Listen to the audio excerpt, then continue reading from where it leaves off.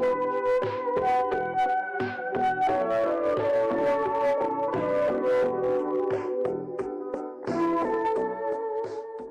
of my favorite King of the Hill episodes is Buckley's Angel. It's one of the best Luanne-centered episodes. It allows her to have closure over the tragic loss of Buckley. But since I'll be missing a few episodes from the Buckley saga, I'll be discussing them in order.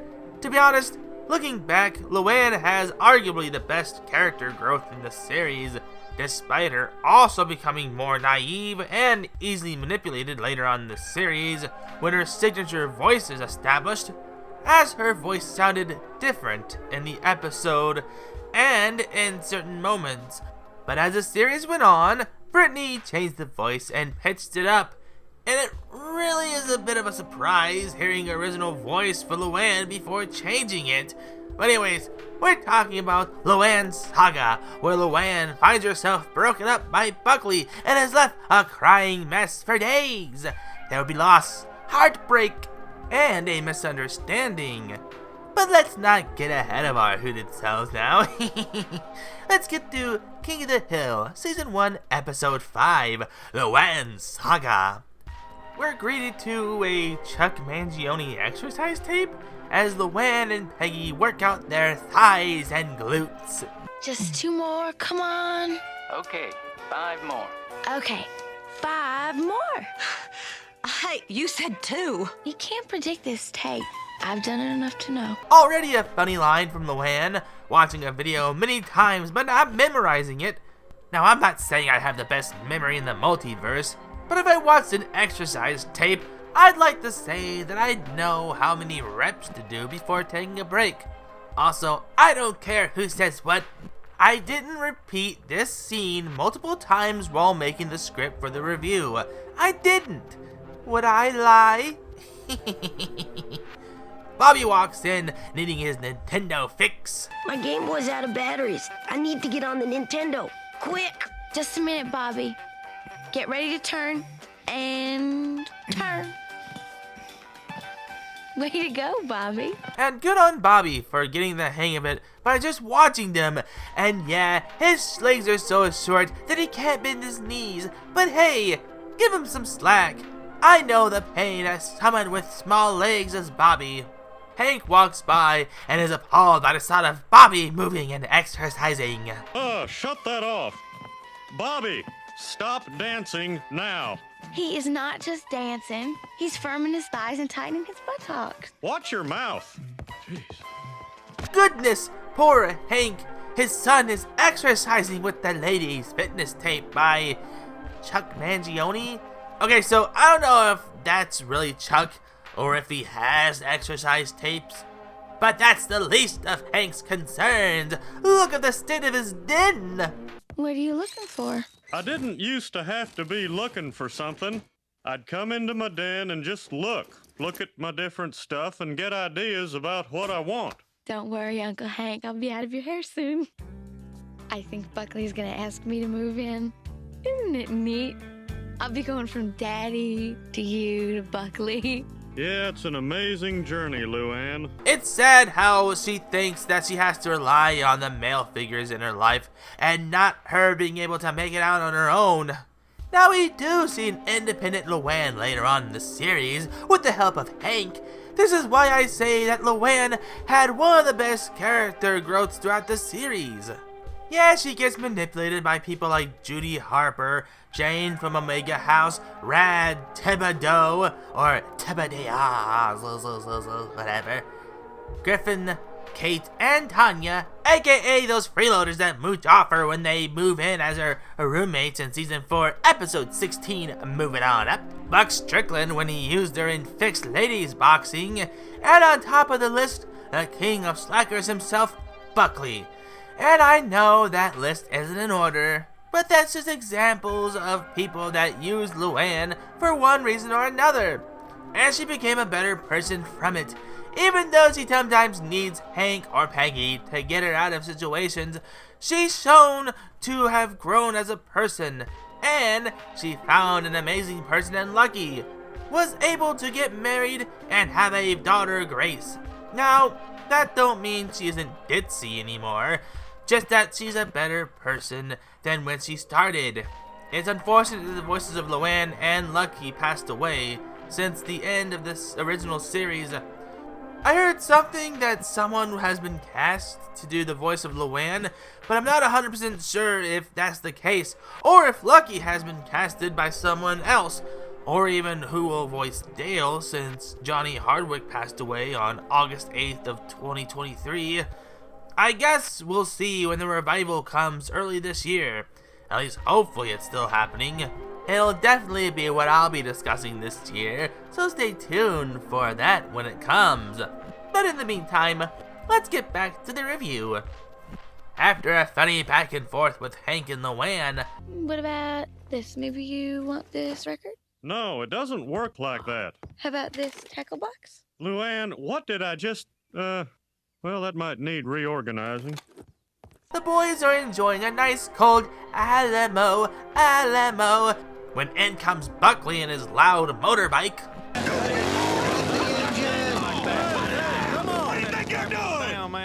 Why do you let Luanne go out with that hairball? It's none of my business. She's not my daughter.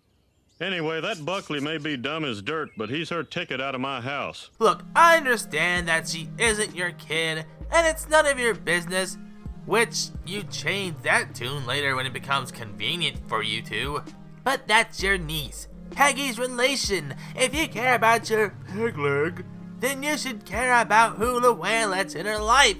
I mean, she doesn't really have the best people in her life, aside from you, Peggy, Bobby. Well, that's about it. At that moment, that is. Just as they seem to be leaving their line of sight, they stop. Keep going! They should be out of my sight by now.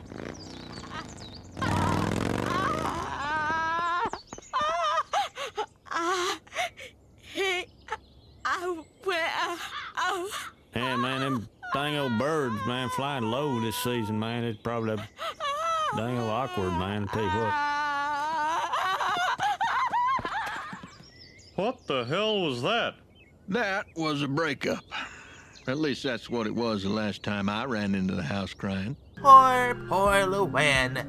As for those that thought the sound of Buckley's motorcycle was annoying, well, wait until... There. All right, you tell Aunt Peggy all about it.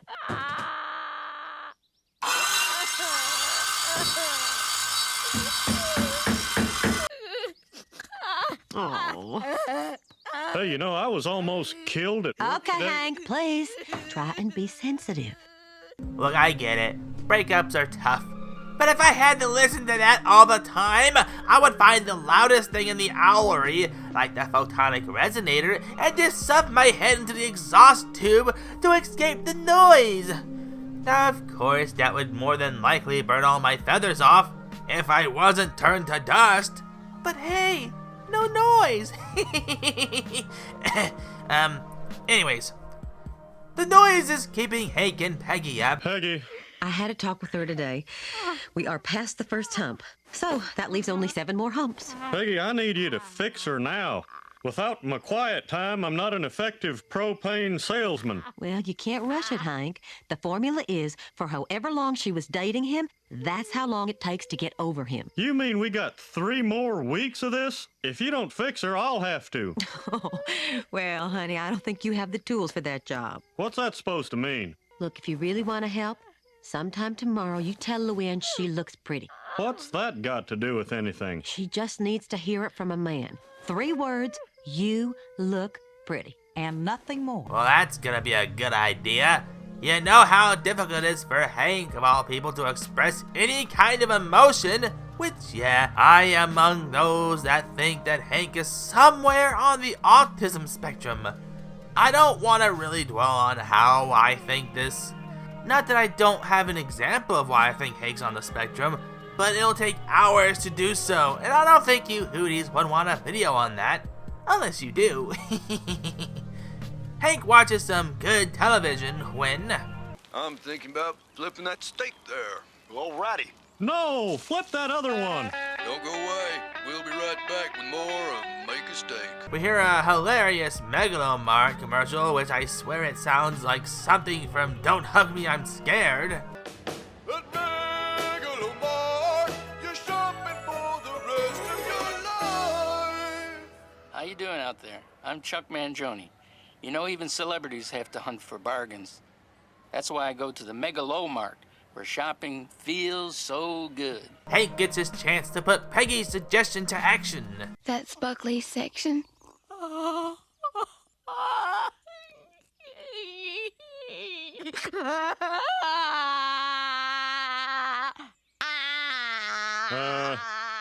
You look pretty. I was dumped. Remember what Peggy said. What did she say again? 3 words, nothing more. You look pretty. Nothing more.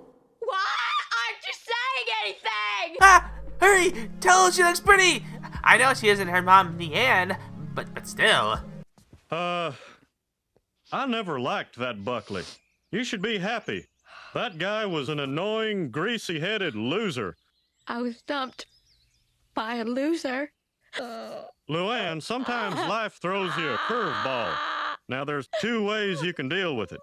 You can cry, and that's the path you've chosen. Or you can not cry. How do you not cry?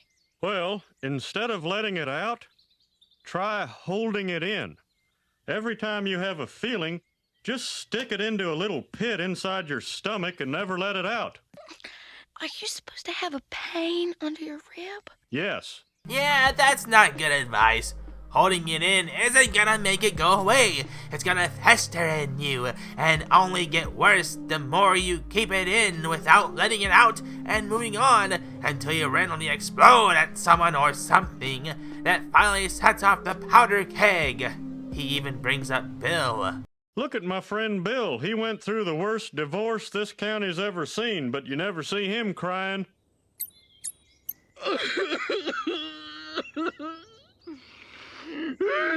Now we all know that's a lie. I mean, we saw Bill cry many times. Well, that's in future episodes. Pretty dresses ring a bell? What I'm getting at is, Hank just wanted to end the crying, but this advice isn't good advice. Now we do see them bonding, and I'm gonna say it, it's adorable. Another thing I hate about Buckley, he always takes me to all you can eat and says that I have to sneak off his plate, so I just get iced tea. And then he's too scared of getting caught to share. Ooh, I hate guys like that. I never knew you could eat it raw. It's almost as good as ice cream. You know, they make ice cream with cookie dough already in it. Damn, sister, get me my keys. Aw, look at Hank and Luanne bonding. Now we don't see them eating cookie dough ice cream and talking. I mean, I get it, it's a 20 or so minute episode, but still, we hardly see them bonding. We hardly see Hank and Bobby, his son, bond like that, except for when they're doing what Hank likes, grilling, propane, and working on stuff. We're at cars, or just making things. Hank isn't the most expressive person, so those moments are so rare to happen, and it would have been nice to at least get a glimpse of Hank doing something he doesn't normally do without him being uncomfortable. But that's just what my hooted self wants to see from time to time. They get back home at night, and Peggy is concerned about why she isn't still sad. Good night, Hank. What did you do? I did what you couldn't do. Now, I'm not saying you're not good at what you do. I'm just saying I'm better. I went in there and fixed her like fixing a carburetor. And you know what? It was fun. Like fixing a carburetor. We also get to see Hank use Peggy's own advice against her, and she falls for it hoot, line, and sinker. Hoot, yeah. But Hank, I told you not to meddle. This is a natural process, and you cannot manipulate... You know, you look pretty. Really? Oh, Hank. Well, that's sweet. But I mean it. You have got to stop... You look pretty, Peg. Oh, thank you. Proof that Peggy can give some good advice from time to time. Then again, this is the first season, so Peggy hasn't become the narcissist she is in later seasons. Even though Hank didn't exactly give Luanne the best advice on how to get rid of her feelings of being dumped by Buckley, they did bond, and it's good to see them getting along and not Hank saying that she isn't his kid, which will be brought up later on. They take Luanne to Ugly's to find someone as Hank tells the ladies to head in and makes an excuse to talk to the boys. All right, we have to find a nice boyfriend for Luanne. Boy, that seems like a pile of work just to get your den back. Well, it's not about my den, it's about that poor girl living in my den. So what's her type?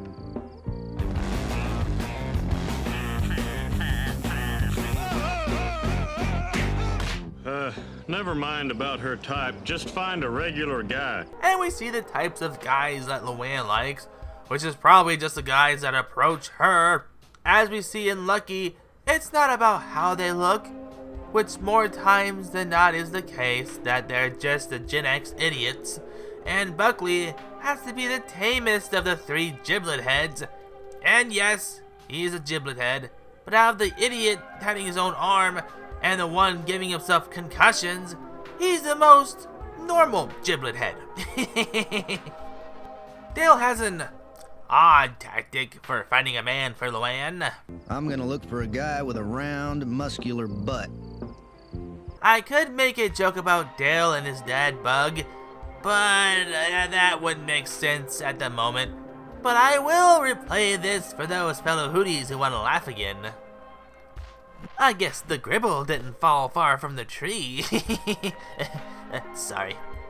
So Hank lets them know that Peggy doesn't know about this and gives Bill a job he's only dreamed of. Oh, one more thing. Peggy doesn't know about this. Well, you want me to tell her? No, Bill. Just dance with her. Keep her busy. What, me dancing? I don't know. You know, my arms around a warm. Okay. You can tell Bill's been waiting for this opportunity for years, but tried to act nonchalant about it before caving and saying, okay. Hank scans the bar for someone he thinks would be good for Luanne.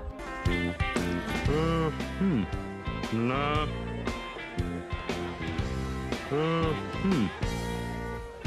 Possible. Well, Hank, you can't expect Luanne to like a guy you picked out for her. You don't know who they are just from their first appearance. Put a pin on that. Boomhauer gets a lady while talking to a possible date for Luanne. No other way. Well, you smell nice. Dance with me, sugar? Hey, boy, I tell you what, man, that dang old CK1, man, just like catnip. Man, Boom don't gotta do anything to get ladies. And you too can be like Boomhauer if you buy our cologne, Scented Owl. Smell like the best. Smell like an owl.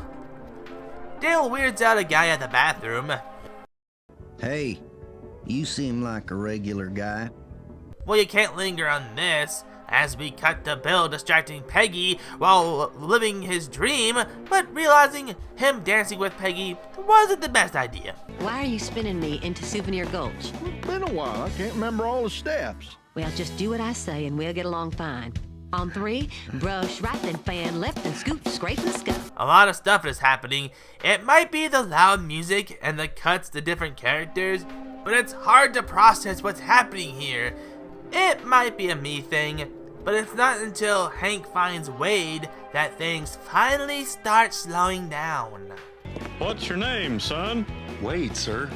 That's some buckle you got there. Thank you, sir. It means a lot coming from a man like you who I can plainly see knows a thing or two about buckles. Well, well, this round's on me. I don't know why, but everything seems to be going 100 miles per hour.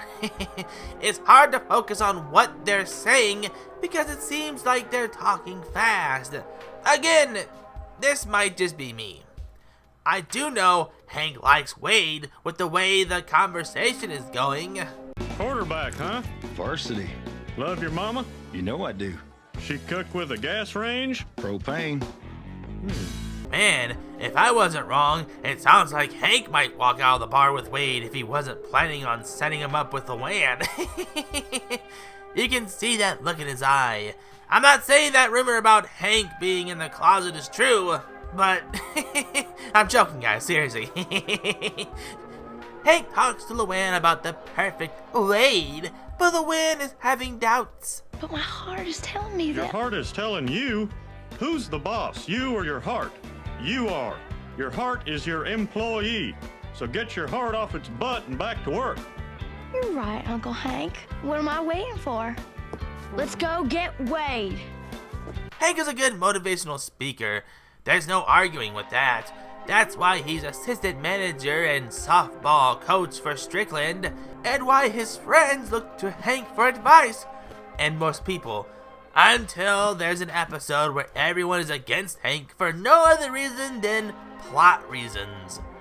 But this time might not be the right time to motivate someone. But who knows? I might be wrong. Peggy compliments Bill's dancing before walking to Hank, leaving poor Bill standing alone. You knew the assignment, Bill, and now it's over. Hank tells Peggy that Luanne met a good guy and is getting a ride home from him. And we see just how good a dancing pair they are. Unlike Peggy leading the dance with Bill struggling to keep up, they seem to be dancing in sync. Later that night, we see Bobby being Bobby. Is Luanne gonna marry her new boyfriend? Well, you never can tell, but my guess is yeah. Now, of course, we know that's not true. I mean, she does eventually marry Lucky, but not Wade. I think Hank is just hoping Wade was the one for Luanne. Hey, what's that sound? Luanne! That's Buckley. Those better be for me. No, they're for me for later. Where's Luanne? Luanne is out with her new boyfriend. She's in love. You blew it, diphead. You can't compete with this new guy. He's a football player, and football players know how to treat women right. Now get off my lawn and don't come back. I couldn't tell if that's early next morning or late at night. Since Hank is making pancakes, I thought it might be early morning. But later on, I think it might be later at night. I don't know. You tell me what time it was, my fellow Hooties. Peggy isn't happy about Hank making Buckley leave, and, well, this happens. You've opened a Pandora's box. A box that has a sign that reads, "For women only."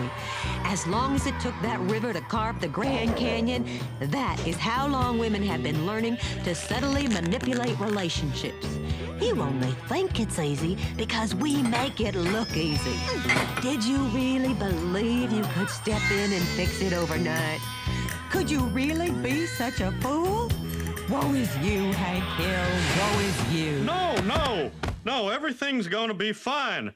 Wade's a good guy. You don't know, he runs fast. It'll be fine. You can hear the problem in Hank's argument, right?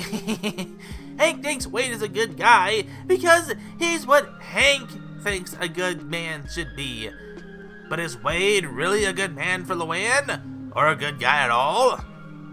Hank thinks that Wade dropped off Luanne in a car similar to Boomhauer's, and... Boomhauer? Good night. Thanks for the lift. No!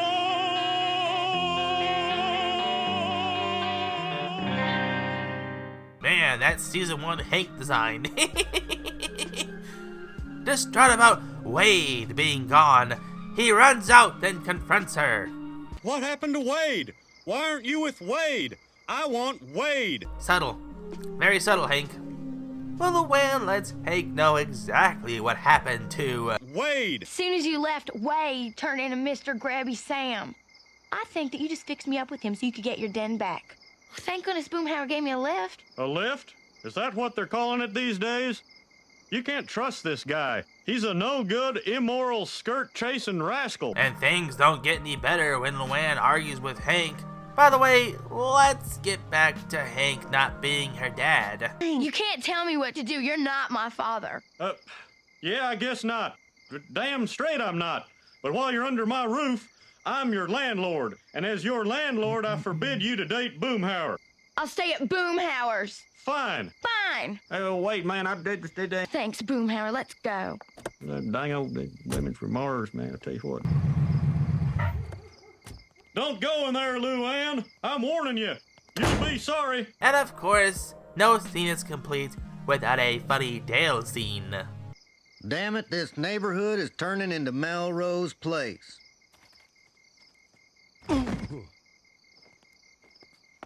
Yeah, that's what's turning the neighborhood into Melrose Place. Hank uses a leaf blower to move Luanne's stuff off screen, and Peggy says it might be a tad excessive considering the time. Hank, it is after midnight. What the heck are you doing? Clearing some space from a leaf blower. What are you eating? Nothing. You are eating your emotions, aren't you? Maybe, who knows? I don't know. I don't care. Whatever. You know, I've never heard about literally swallowing emotions. What do you think they taste like? Sadness? Regret? Do they have a salty, bitter taste of shame? Hank? Are you doing this to avoid crying? I mean, we do see Hank shed some tears later on, but only for serious situations, like when Lady Bird had to move in a doghouse, or when he thought Bill was blown up, or when his truck was beginning to break. But I don't know if we ever seen Hank swallow his emotions like this again. It might just be because he told Luanne to put her emotions in her tummy, so we see him do that, I think. Peggy gets Hank to open up about why he's doing this. I took her in, Peg. I put a 20-year roof over her head and a sofa sleeper under the rest of her. And this is the thanks I get? Well, no thanks. Don't lie to me, Hank. We all know you're missing Luanne, and you're just mad because she didn't pick your secret crush, Wade, who, may I add, was all grabby Sam on Luanne. And also that you think Boomhauer is gonna pull a quagmire on Luanne, which we see is absolutely not going to happen. You see, Boomhauer is a great guy, a real classy gentleman, you may say, because if he said it, you might not understand what he's saying. We see the boys split up the beers, and they see a spare case.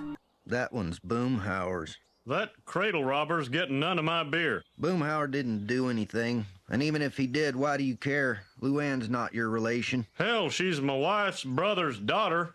You can't get any closer than that. Oh, she's your relation now, huh? I thought she wasn't. I guess since you don't like that you think she's with Boomhauer, that you're concerned with her business. Bobby tries to do the exercise tape with Peggy, and it doesn't go well. Oh, are you okay, Bobby? Yeah. Well, it was a nice move. Yeah. Oh, honey. It's just not right without Luanne. Yeah. I hope you heard that, Hank. All you had to do was hear Boomhauer out and decipher what he said, and you'd clearly hear that he wasn't planning on anything. But no, you just have to think of the worst of your best friend. You even ignore him when you see him at Luli's, which is a little odd that you guys would be there at the exact same time. Hey, Dad, it's Luanne. Right behind you. Dad, it's Luanne. Hey, Dad, can't you hear me? Luanne, right behind you. Did you pick that spot because you called Boomhauer to take Luanne there so they could make amends? Clever. Luanne tries to talk to Hank, but he just acts mean and says something really mean to her before walking away. Don't uncle me anymore, Luanne. Just come on by tomorrow and pick your stuff up. You know what, Hank? I'm gonna let Peggy give you a piece of her mind because she can finally get some sense in your Texas-sized head. Well, you finally got your wish. You are going to get your den back. I hope you're happy. Look at, she's crying again. I guess she just got dumped by her new boyfriend, Boomhauer. Boomhauer didn't dump her, you did. What? What was that? She said Boomhauer didn't dump her, you did. Pass the ketchup. Well, Hank, you deserve that. Now what will you do tomorrow when Luanne comes back for her stuff? Huh? Are you gonna have her stuff in a box and toss her out like yesterday's trash? Or are you gonna...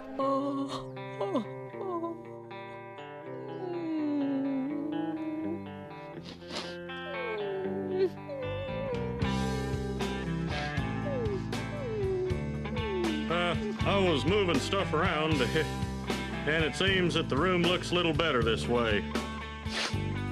The bed is even out. Well, I figure there's no sense in packing it up night after night. I love you, Uncle Hank. Oh, Lord. Aw, well, ain't you just a big softy, Hank? And here I thought you were serious about her getting her stuff. You really do care about your niece. Now you just need a patch. See what I did there? Well, if you're a real King of the Hill fan, you did. Patch things up with Boomhauer. But how will you do that? She's still looking? Yep. You know, Hank, maybe it's time to settle this. Yeah, I just hate these big emotional scenes. Well, let's get it over with. Boomhauer! Yep. Beer? Yep. That was beautiful. That it was, Dale. That it was. And that was Season 1, Episode 5, Luanne's Saga. Thanks for watching. Let me know in the comments what you thought of the review and the episode. As always, you fellow Hooties' feedback means a lot, and I can't thank you all enough for all of your support. I can't wait to talk about more episodes about Luanne, and can't wait for you to be there for it. Until then, I'll see you for my next video or stream, and when you visit the Owlery again, and I give my hoot in the dark. Thanks for watching. Don't forget to like the video, share with your fam, subscribe today and join the Parliament of Hoots. And also comment what you thought of the review. What are your opinions on said episode? Let me know in the comment section below. Your guys' opinion means so much to me, new viewers, and fellow Hooties. Check out the videos below, it'll take you to more of my content, and follow my other social medias, including Instagram, Twitch, and also Twitter, or X. Until next time, guys, I'll see you when you visit the Owlery again, and I get my hoot in the dark.